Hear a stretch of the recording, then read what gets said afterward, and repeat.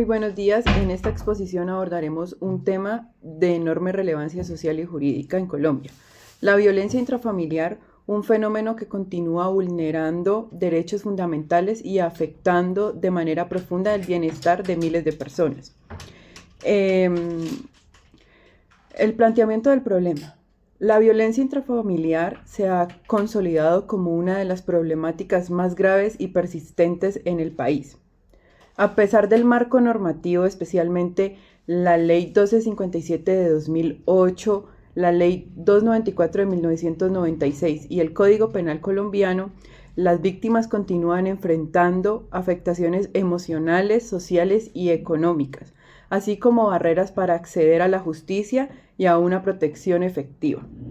La pregunta que orienta este trabajo es: ¿de qué manera la violencia intrafamiliar afecta el bienestar emocional, social y económico de las víctimas en Colombia? El objetivo consiste en analizar el impacto de la violencia intrafamiliar en el bienestar emocional, social y económico de las víctimas, con el fin de identificar los principales factores de riesgo y orientar estrategias efectivas de intervención.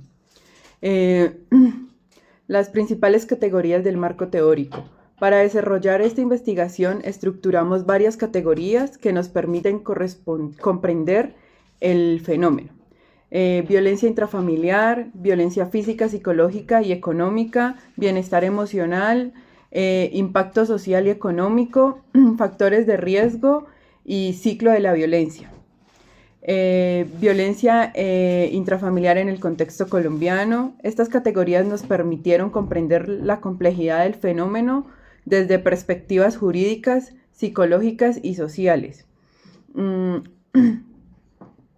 A continuación presentamos los conceptos principales soportados por los autores más representativos. Está la OMS, el 2021, define la violencia intrafamiliar como una acción u omisión que genera daño físico, psicológico, sexual o económico dentro del núcleo familiar. Leonor Walker, 1979, plantea el ciclo de la violencia, explicando por qué las víctimas permanecen en relaciones abusivas. Hayes, 1998, propone un enfoque ecológico que muestra cómo la violencia surge de factores individuales, familiares y comunitarios. Adams, 2008, conceptualizan la violencia económica como un mecanismo de control y dependencia. Reeve, 1989, explica el bienestar emocional como el equilibrio psicológico afectado por la violencia. Bronfenbrenner, 1987, aborda el impacto social y la ruptura de redes de apoyo. Bayas y Watts, 2009, demuestran que la violencia genera empobrecimiento, dependencia y pérdida de autonomía. Krug, 2002, analizan los factores de riesgo, pobreza, alcoholismo, desigualdad, antecedentes familiares. Y Medicina Legal Forensis, 2023, evidencia la gravedad del problema en Colombia con cifras actualizadas. Muchísimas gracias. Fundamento legal en Colombia.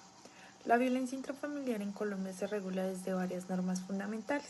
La primera, que es la Ley 294 de 1996, que es la primera norma que reconoce la violencia intrafamiliar como un delito. Tenemos de segunda, que es la Ley 257 del 2008, que amplía la protección a mujeres víctimas de violencia física, psicológica, económica y sexual. Tenemos también el Código Penal, que es el artículo 229, que tipifica la violencia intrafamiliar con pena de prisión de 4 a 8 años. Tenemos la Ley 2126 del 2021, que fortalece las comisarías de familia como primera línea de atención. Tenemos también la Constitución Política en sus artículos 42, donde la familia es el núcleo fundamental y se protege contra la violencia.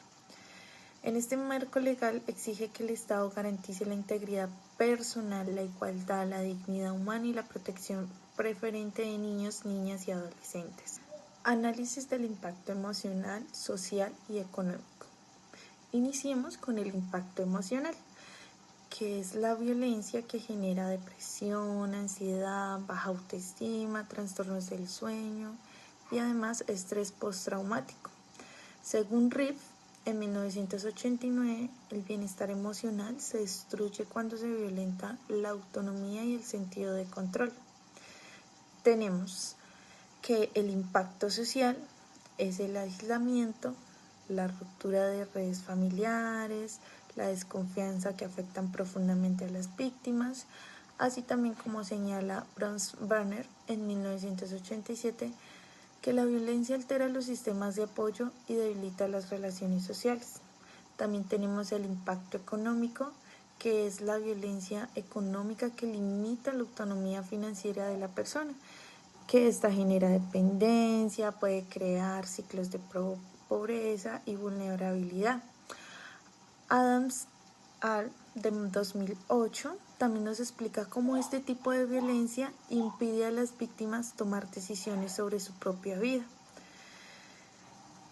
Tenemos también que los factores de riesgo y ciclos de la violencia son factores de riesgo de acuerdo con Krug de 2002, que los principales factores asociados a la violencia intrafamiliar son el consumo de alcohol y sustancias que hacen que haya una pobreza extrema, donde también se generan unos antecedentes familiares de violencia, como el machismo, la desigualdad de género, la falta de redes de apoyo. Esto hace que estos factores interactúen y aumentan la probabilidad de nuevas agresiones. Tenemos también el ciclo de la violencia de Welker en 1979, donde él nos describe 3 frases importantes: acumulación de tensión, explosión o agresión, luna de miel o reconciliación. Este ciclo nos explica básicamente por qué las víctimas pueden sentir esperanza o culpa y permanecer en la relación tanto tiempo, que eso es lo que se ve cotidianamente. Podemos llegar a una reflexión final y un aporte al derecho como una reflexión jurídica, donde este fenómeno nos invita a reflexionar sobre la necesidad de que nuestras normas no solo existen en el papel, sino que realmente se implementen. En las leyes de nuestro país nos ofrecen herramientas bastante sólidas, pero la violencia persiste porque el acceso a la justicia muchas veces es lento e insuficiente y muchas veces revictimizante.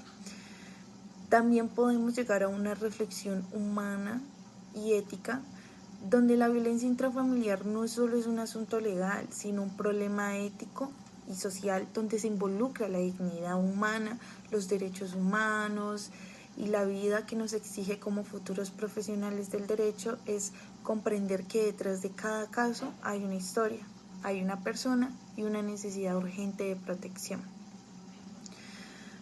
Para finalizar, nosotros queremos dejar esta idea de que el derecho no puede limitarse a sancionar, debe también prevenir, acompañar y garantizar que cada persona pueda vivir libre de violencia. Ese sería el verdadero sentido de la justicia. Muchas gracias.